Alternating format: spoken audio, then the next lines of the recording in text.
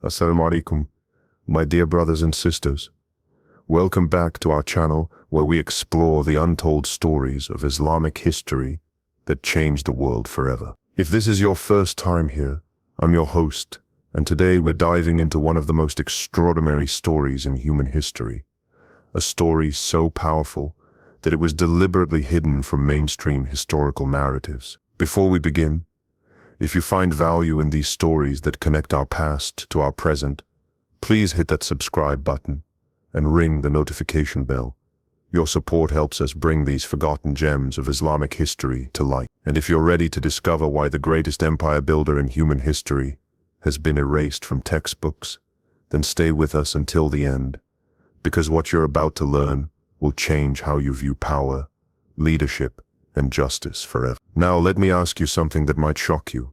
What if I told you that history's greatest empire builder is virtually unknown to the modern world? While everyone knows Alexander the Great, Julius Caesar, and Napoleon, there's one ruler whose empire dwarfed them all, yet his name has been systematically erased from mainstream history books. This is the story of the man who built the largest empire in human history, only to have it nearly forgotten by time itself.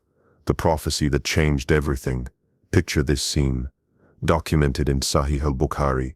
A mountain trembles beneath the feet of four men. The Prophet Muhammad, peace be upon him, stands on Mount Uhud in Medina alongside the three great caliphs of Islam, Abu Bakr, Umar, and Uthman. May Allah be pleased with them all. As the earth shakes, the Prophet turns to the mountain and says, "Be still, O Uhud, for upon you stands a prophet, a Siddiq, truthful one, and two martyrs." These weren't just words, they were a divine prophecy that would reshape the world. But here's what history forgot to tell you about Umar ibn Khattab. May Allah be pleased with him, and why his story represents the greatest leadership experiment in human history. The year was 63, while Europe was drowning in the Dark Ages, while China was fragmented into warring states, while great civilizations crumbled under their own weight. One man was about to demonstrate something the world had never seen before. But Umar's story isn't just about conquest. It's about something far more extraordinary, the psychology of absolute power and the price of uncompromising justice. The revolutionary psychology of power. You see, according to historical accounts from Tariq al-Tabari and Ibn Kathir, most rulers expand their empires and then build palaces. They surround themselves with luxury, elevate themselves above their people, and use their power to accumulate more wealth and comfort. Umar ibn Khattab did the exact opposite, and this wasn't just unusual, it was psychologically revolutionary. As Muhammad Hussein Haikal documents in his biography of Umar, as the caliph's empire grew larger than Alexander's, Caesar's, and the pharaohs combined, Umar became simpler in his lifestyle. As the wealth of his state increased exponentially, he became personally poor. As his governmental power expanded across continents, he became more accessible to common citizens than most local governors. This created a psychological phenomenon that terrified his enemies and inspired his followers. Here was absolute power being used for absolute service, rather than absolute corruption. Let me paint you a picture of the empire we're discussing, as documented by Akbar Shah Najiabadi in his comprehensive Tariq-e-Islam. If you took modern-day Morocco, Algeria, Tunisia, Libya, Egypt, Sudan, Saudi Arabia, Iraq, Syria, Jordan, Palestine, Lebanon, significant parts of Turkey, the entire Persian Empire, including Iran and Afghanistan and portions of Pakistan and India, and combined them all into one superstate that still wouldn't equal the full extent of Umar's Caliphate at its peak. In just 10 years and 6 months of rule, this empire stretched from the Atlantic Ocean in the west to the borders of China in the east, from the Caucasus Mountains in the north to the Arabian Sea in the south. According to Shibli Nomani's Al-Faruq, this represented approximately 2.2 million square miles of territory, making it larger than the modern United States, Canada, and Mexico combined. But here's the twist that mainstream history textbooks systematically ignore. The man who built this massive empire lived in a 2-room mud brick house in Medina. While Byzantine emperors sat on golden thrones worth entire kingdoms and Persian shahs wore crowns embedded with jewels that could feed cities, Umar patched his own clothes with leather and ate barley bread mixed with salt. The conquest that revealed character. Now let's examine the conquest that changed everything. Egypt. But I want to tell you about this in a way that reveals the true character of Umar's leadership philosophy, as documented in Al-Rahiq al-Maktoum by Safiur Rahman Mubarak. Everyone focuses on the military strategy, the siege of Alexandria, the political ramifications. But the real story lies in what happened immediately after the conquest, and it reveals something profound about how power can either corrupt or purify a leader's soul. When the Muslim army entered Alexandria, the intellectual capital of the ancient world, home to the legendary library, they found something that would fundamentally challenge every assumption about conquest and civilization. Contrary to popular myths about book burning, Umar's first administrative order was the establishment of translation centers and public libraries in conquered territories. But this decision to preserve and integrate, rather than destroy and replace, came at a personal cost that would eventually lead to Umar's assassination. Because among the Persian captives was a brilliant military strategist named Hormuzan, and Umar's treatment of this enemy general reveals everything you need to know about his character. The enemy, who became an advisor. According to Tariq-Ummat-e-Muzla by Muhammad Ismail Rehan, Hormuzan was not just any Persian general, he was the most strategically sophisticated military mind in the Sassanid Empire. When the Muslims finally captured his fortress after an extended siege, Hormuzan, facing certain execution, made a desperate gambit. Standing atop the highest tower of his citadel, he shouted to the Muslim forces below, "I have 100 arrows, and with these arrows I can kill 100 of you before you reach me. But I propose a deal. If you promise to take me directly to Umar ibn Khattab himself, I will surrender peacefully." The Muslim commanders, eager to avoid unnecessary casualties, agreed. But what happened next reveals the extraordinary nature of Umar's leadership style and why it was so threatening to traditional power structures. When Hormuzan arrived in Medina, he expected to see what every other capital city in the known world displayed: massive palaces, ornate throne rooms, elaborate court ceremonies, and armed guards everywhere. Instead, as Talib Hashmi documents in his biography of Umar, Hormuzan found the most powerful ruler on earth, sleeping on a simple mat under a date palm tree outside the mosque. When Hormuzan asked the people around, "Where are the Caliph's bodyguards?" they replied, "The Caliph needs no guard, his justice is his protection." This scene, a captive enemy general searching for the emperor who conquered his homeland, only to find him sleeping unguarded under a tree, represents something unprecedented in human history. Here was absolute power that felt no need to display itself, no insecurity requiring golden thrones or armed protection.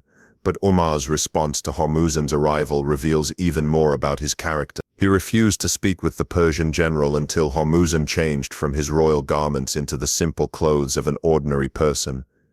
"In my presence," Umar said, "there are no kings and no subjects, only human beings seeking justice."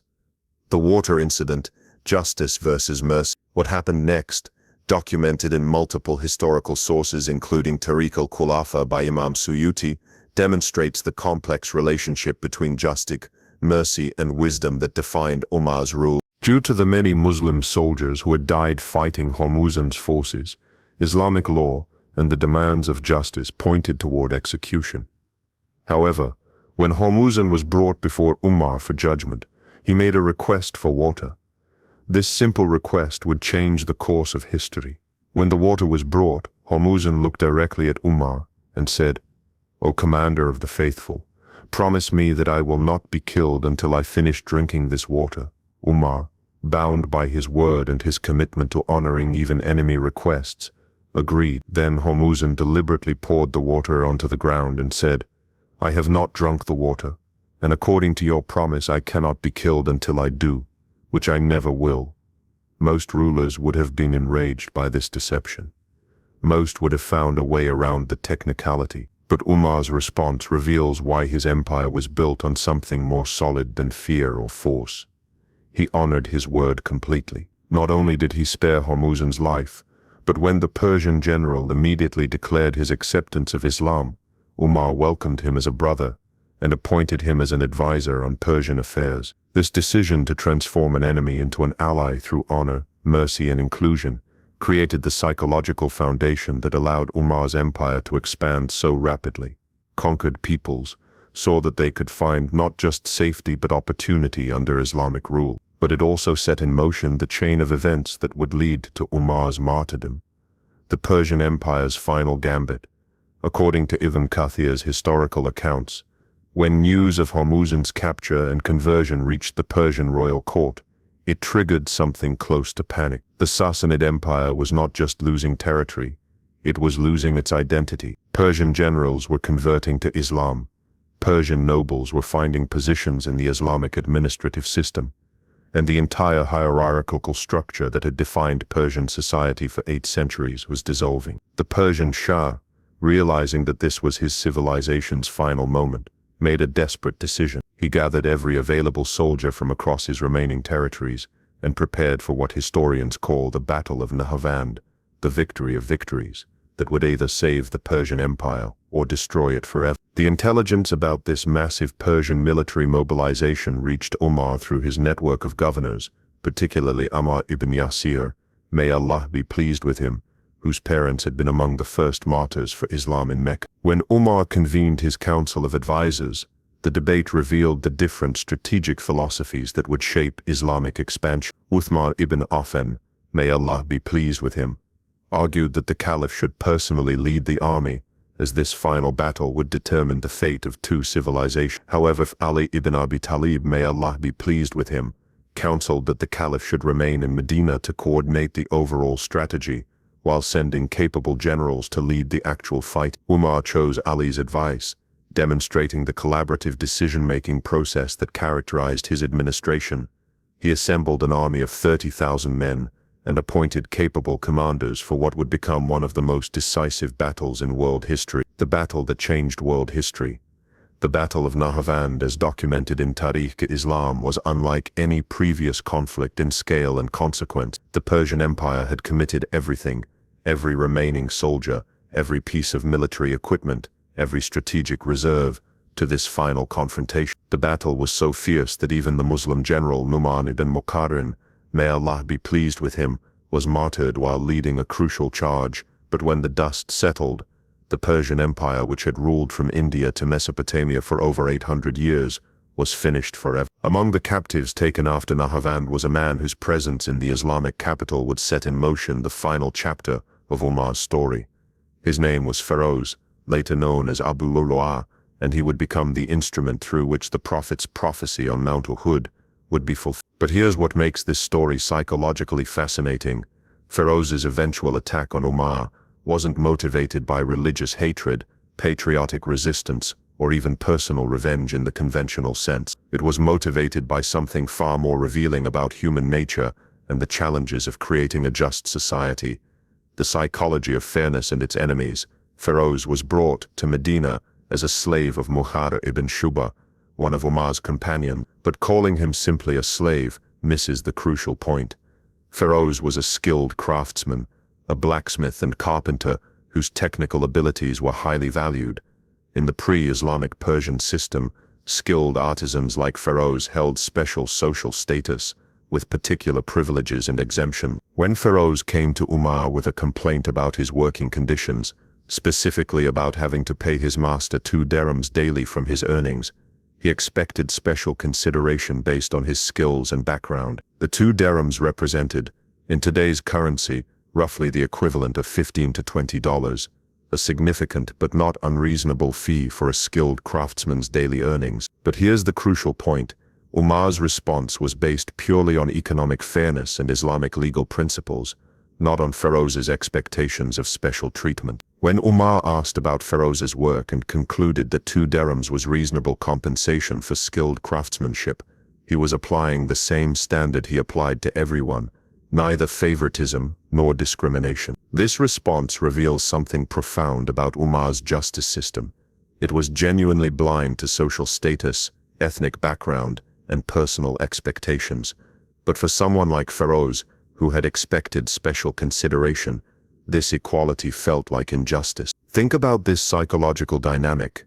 A man decided to commit murder because he was treated fairly rather than specially. This reveals something disturbing about human nature that remains relevant today. Sometimes people don't actually want justice. They want advantage. Sometimes equality feels like oppression to those who expect superiority. Sometimes fairness appears unfair to those accustomed to favoritism. The threat that revealed character. What happened next, documented in multiple historical sources, shows both Umar's awareness and his commitment to legal principles even when his own life was at stake. A few days after their interaction about the tax matter, Umar encountered Feroz in the marketplace of Medina. Trying to maintain goodwill, and perhaps hoping to ease any tension, Umar asked, "O beloved heir, I have heard that you make excellent mills. Would you make one for me?" Feroz's response was chilling in its implications. "Why not? I will make a mill for you that the entire world will remember forever." The tone and manner of this response made Umar understand immediately that he was being threatened. He shared this concern with his closest companions, stating clearly that Feroz had made a threat against his life. But here's what separates Umar from virtually every other ruler in history. Despite knowing about the threat, despite having absolute power to act preemptively, despite being the target of what amounted to a terrorist threat, Umar refused to arrest or restrict Feroz without concrete evidence of a crime. According to Islamic legal principles, suspicion, even reasonable suspicion, was not sufficient grounds for detention. Even as the caliph of an empire stretching across 3 continents, even as the target of a death threat, Umar would not compromise his legal principles to save his own life. This decision reveals the extraordinary nature of Umar's character. He was more committed to justice than to his own safety. The preparation for martyrdom. Meanwhile, according to historical accounts, Feroz began preparing for what he had decided would be his final act. He crafted a unique weapon, a double-edged dagger with a handle in the center, designed specifically for maximum damage. But the weapon itself was only part of his preparation. Historical sources indicate that Feroz also prepared poison, likely from the hemlock plant, which was commonly used in that era for assassination attempts. Hemlock was particularly feared because it caused excruciating internal burning, while remaining virtually undetectable until the victim began experiencing symptoms. Feroz soaked his specially crafted dagger in this poison overnight, ensuring that even a non-fatal wound would eventually prove deadly. Then, before the Fajr prayer on what would be November 3rd, 604 CE, he concealed himself in a corner of the Prophet's mosque, waiting for Umar to arrive for his final prayer. The final prayer of an emperor. On that morning, as documented in Sahih al-Bukhari, Umar woke up as he had every day for over 10 years as Caliph. He performed his ablution, dressed in his simple clothes, and walked to the mosque without bodyguards, without security detail, without any of the protective measures that every other ruler in the world considered essential. Think about what this means. Here was a man who controlled an empire larger than the continental United States, who commanded armies from Spain to Central Asia, who held the power of life and death over millions of people, walking alone through the streets of Medina like any ordinary citizen going to morning prayer. When Umar arrived at the mosque, the congregation had already formed rows for prayer. But true to his character, he walked through each row, gently adjusting people's positions and ensuring the lines were straight. This attention to detail, this concern for proper order even in worship, characterized everything about Umar's approach to leadership. At this moment, as he stood in prayer leading his community, Umar's caliphate stretched from Algeria in the west to the Indus River in the east. In today's terms, if you combine 25 to 30 modern countries, the total area would still be smaller than the territory under Umar's governance. It's important to remember what the Prophet Muhammad, peace be upon him, had prophesied years earlier during the most difficult period of Islamic history. When Muslims were few, oppressed and seemingly powerless in Mecca, the Prophet had told them that one day they would conquer the 2 superpowers of the world, the Byzantine and Persian empires. At that time, many people had mocked this prophecy, asking how these persecuted Muslims, who couldn't even protect themselves from local tribal harassment, could possibly challenge global superpowers. But as Umar stood in prayer that morning, both prophecies had been fulfilled. The Roman and Persian empires had been defeated, and the Islamic State had become the world's greatest superpower. the moment of truth. As was his custom, Umar began reciting Surah Yusuf during the Fajr prayer. This chapter of the Quran tells the story of Prophet Joseph, peace be upon him, who went from being a slave sold by his own brothers to becoming the ruler of Egypt through a combination of divine blessing, personal integrity, and unwavering faith in justice. The symbolism was profound. Egypt, which had once been Joseph's place of elevation from slavery to rulership, was now just one province in Umar's vast empire. The story Umar was reciting represented the archetypal journey from powerlessness to power, from injustice to justice, from slavery to leadership. But as Umar recited these verses about Joseph's trials and eventual triumph, Feroz moved with deadly purpose. According to eyewitness accounts, he approached from behind and struck Umar with his poisoned dagger, not once, but 6 times in rapid succession, targeting vital areas to ensure maximum damage. The attack was so sudden and vicious that Umar immediately collapsed. But Feroz wasn't finished. In his frenzy, he attacked others in the mosque, killing and wounding 9 more people before the congregation could stop him. When they finally cornered Feroz, he used the same poisoned dagger to take his own life rather than face capture. The response that defined a legacy. The Muslims in the mosque, seeing their leader fall during prayer, didn't immediately understand what had happened. The prayer continued momentarily until Abdul Rahman ibn Auf, may Allah be pleased with him, stepped forward to complete the recitation on Umar's behalf. When Umar regained consciousness, his first question wasn't about his wounds, his pain, or his prospects for survival. His first words were, "Who attacked me?" When told that it was Feroz, the Persian slave, Umar's immediate response reveals everything about his character and priorities. All praise is due to Allah that it was not a Muslim who attacked me, not someone who recites the Shahada, the declaration of Islamic faith. Think about this moment. A man who had just been fatally stabbed, who was experiencing excruciating pain from poison coursing through his system, whose life was ebbing away. His primary concern was relief that his attacker was not a Muslim, because that would have meant division within the Islamic community. This response encapsulates Umar's entire approach to leadership. Even in his moment of greatest personal crisis, his thoughts were focused on the welfare and unity of his community rather than on personal revenge or self-pity. The conspiracy question. But there's another dimension to this story that historical sources debate extensively.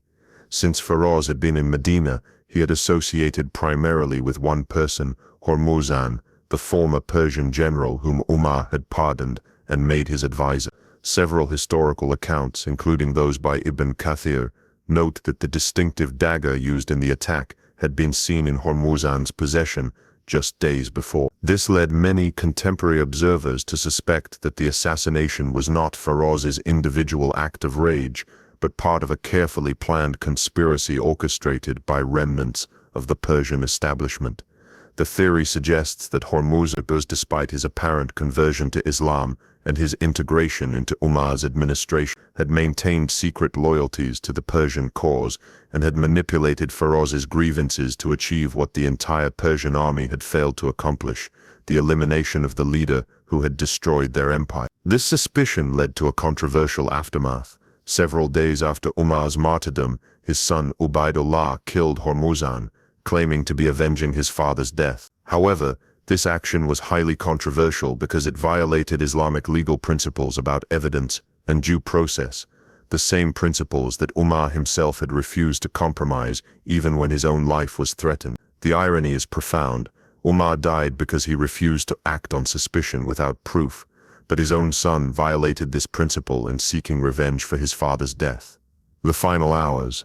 A study in priority. When the Muslims brought Umar to his house after the attack, the severity of his wounds became immediately apparent. According to historical accounts, when they tried to give him dates and milk, traditional remedies for weakness, the liquid leaked out of his wounds rather than remaining in his stomach. Seeing this, Umar's physician told him directly, "O commander of the faithful, prepare yourself and remember Allah, for you have very little time remaining."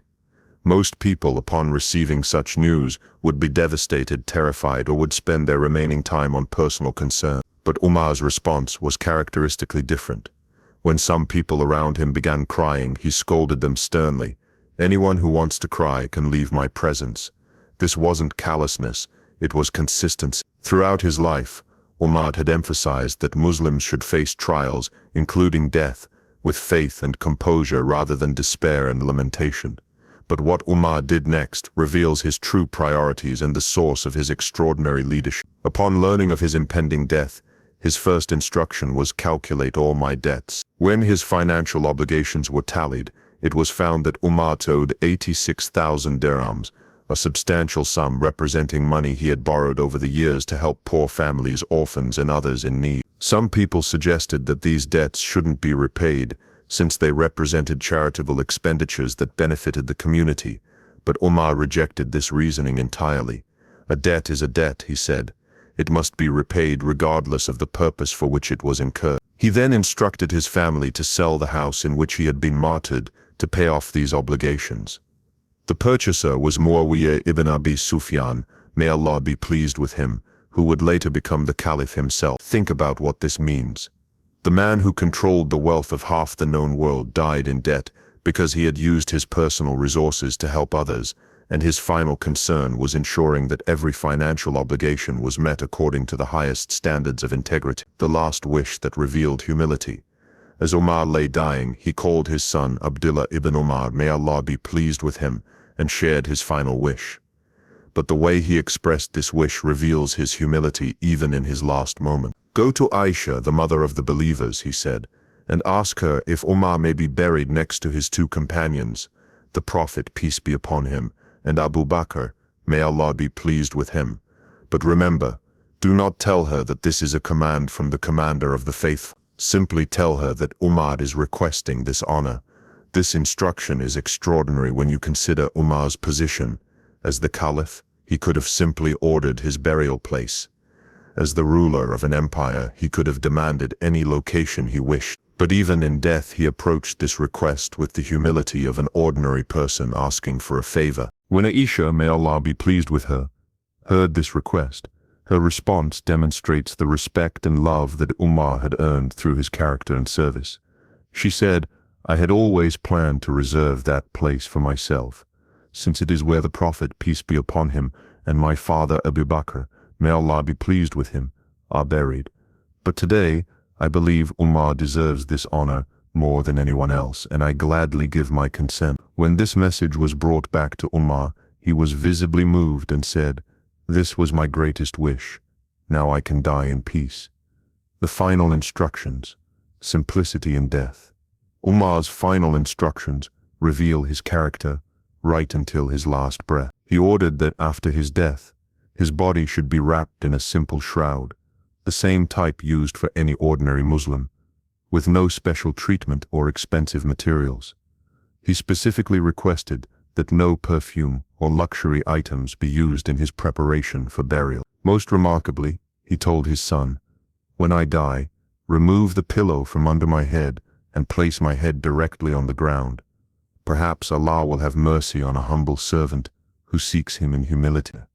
This instruction encapsulates Umar's entire philosophy. Even in death, he sought to demonstrate that true greatness lies in humility before Allah, not in worldly displays of power or status. After serving as Caliph for exactly 10 years, 6 months, and 4 days, Umar ibn Khattab, may Allah be pleased with him, passed away.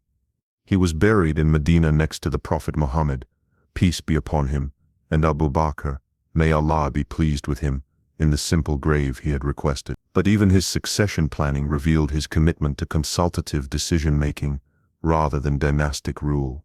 Before his death, he had nominated 6 of the most respected companions to choose the next caliph through consultation among themselves. He ordered that they should be given 3 days to reach a decision, and that no one, not even his own son, should be given automatic succession, the legacy that history tried to bury. Now let's address the central question of our discussion.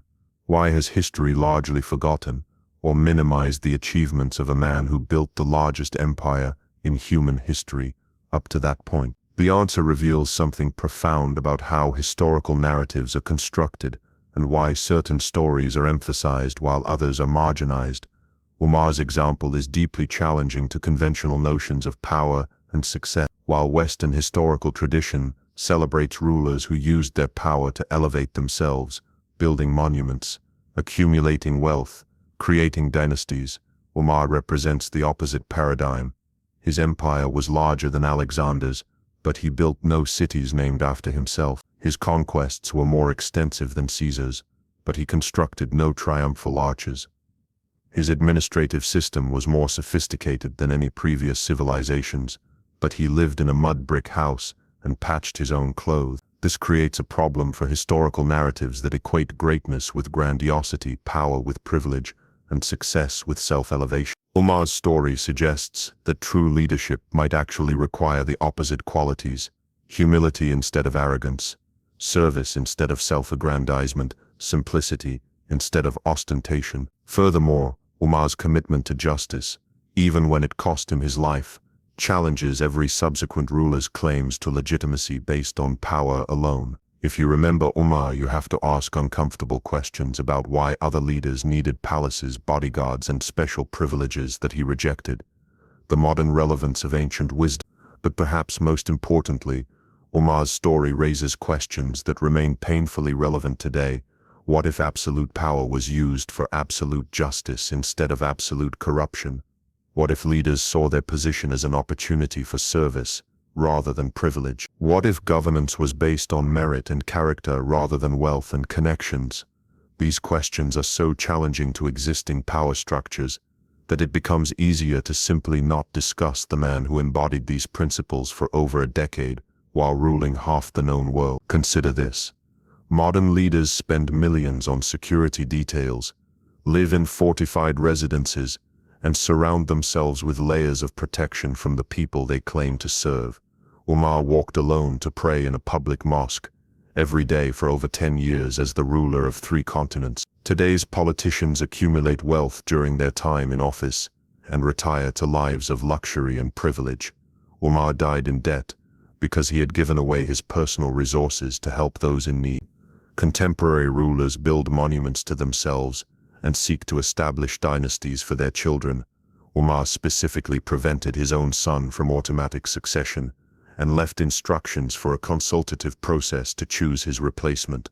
The questions that make history uncomfortable. The real reason Umar's story has been marginalized in mainstream historical discourse is because it forces us to confront uncomfortable questions about the nature of leadership, the purpose of power, and the meaning of success. If one man could rule justly across 3 continents without palaces, bodyguards, or special privileges, what excuse do modern leaders have for requiring such things to govern single cities or small countries? If someone could accumulate the wealth of half the world and still die in debt because he gave everything away to help others, what does that say about leaders who use public service as a path to personal enrichment? If a ruler could maintain power for over a decade through justice, competence, and genuine care for his people's welfare, what does that suggest about governments that maintain control through fear, manipulation, and force? These questions are so challenging to existing power structures that it becomes simpler to focus historical attention on rulers whose examples don't threaten contemporary assumptions about how power works.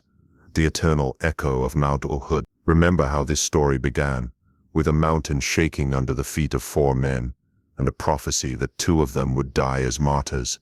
The prophet's words were fulfilled exactly as spoken. Abu Bakr died of natural causes. He was the Siddiq, truthful one. Both Umar and Uthman were martyred. Umar by Firoz's dagger, and Uthman years later during a siege of his own house. But the deeper meaning of that moment on Mount Uhud goes beyond the literal fulfillment of prophecy. The mountain stopped shaking when the prophet commanded it, but the tremors of what these men represented continue to shake the foundations of how we think about power, justice, and leadership. Umar ibn Khattab didn't just build an empire. He demonstrated that empire building could be consistent with personal humility, that absolute power could coexist with absolute integrity, and that the greatest strength lies not in dominating others, but in serving them. The mountain that trembled under his feet was just the beginning. Umar shook the entire world with a simple but revolutionary idea. What if rulers actually ruled for the benefit of the ruled rather than themselves? That idea was so powerful, so threatening to every subsequent power structure, that history has spent centuries trying to bury it along with the man who proved it was possible. The call that echoes through time. My brothers and sisters, as we conclude this extraordinary story, we must ask ourselves, what does Umar's example mean for us today? We may not rule empires, but we all have spheres of influence in our families, communities, workplaces, and societies. We all face choices between serving ourselves and serving others, between seeking privilege and seeking justice, between accumulating power and using it responsibly. Umar's life poses the eternal question: will we use whatever influence we have to elevate ourselves or to elevate others? His death reminds us that sometimes the price of absolute integrity is absolute sacrifice, but that such sacrifice creates a legacy more powerful than any empire. And his forgotten story challenges us to remember that true greatness isn't measured by what you conquer, but by what conquers you. What conquered Umar wasn't greed, pride, or the intoxication of power. It was justice, pure, uncompromising, absolute justice, even when it cost him his life. Perhaps it's time we remembered not just his story, but the principles that made it possible. Perhaps it's time we asked ourselves what kind of legacy we want to leave: monuments to our own glory, or examples of service that inspire others long after we're gone. The mountain stopped shaking that day, on Mount Uhud, but the tremors of Umar's example are still felt by anyone brave enough to ask, what would the world look like if power served people, instead of the other way around? The answer lies not in history books that have forgotten him, but in the choices we make every day about how we treat the power we've been given, whether it's over our children, our employees, our communities, or ourselves. Umar ibn Khattab, may Allah be pleased with him, proved that absolute power doesn't have to corrupt absolutely. He showed us that the greatest empire in history could be built on the foundation of absolute justice. The question that remains is, are we brave enough to follow his example? If this story has moved you, if it's challenged your thinking about leadership and power, then please share it with others who need to hear it. Hit that like button, subscribe to our channel, and ring that notification bell so you don't miss our upcoming episodes, where we'll continue exploring the untold stories that shaped our world. And remember, my dear brothers and sisters, the greatest jihad is not against external enemies, but against the corrupting influence of power within ourselves. Umar won that jihad every single day for over 10 years while ruling half the world. May Allah grant us the strength to follow his example in whatever spheres of influence we've been given. Barakallahu fikum. And until next time, Assalamu alaikum wa rahmatullahi wa barakatuh.